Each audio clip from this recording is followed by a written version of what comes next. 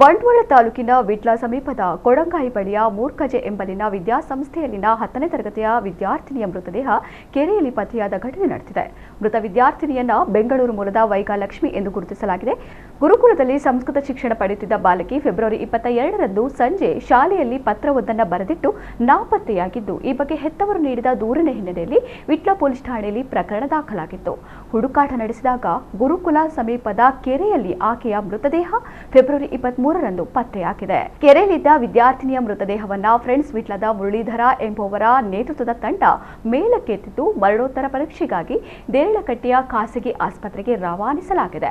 ಬಾಲಕಿ ವೈಕಾಲಕ್ಷ್ಮಿ ಕಳೆದ 5 ವರ್ಷಗಳಿಂದ ಗುರುಕುಲದಲ್ಲಿ ವಿದ್ಯಾಭ್ಯಾಸ ಮಾಡುತ್ತಿದ್ದಳು. ಪ್ರಸ್ತುತ ಆಕೆಯ ಹೆತ್ತವರು ಕೂಡ ಆಕೆ ಕಲಿಯುತ್ತಿರುವ ಗುರುಕುಲದಲ್ಲಿ ಕೆಲಸ ಮಾಡಿಕೊಂಡಿದ್ದು, ವಿದ್ಯಾಸಂಸ್ಥೆಯ ವಠಾರದಲ್ಲೇ ವಾಸವಿರುವುದಾಗಿದೆ ಎಂದು ಪೊಲೀಸ್ ಪ್ರಕಟಣೆ ತಿಳಿಸಿದೆ.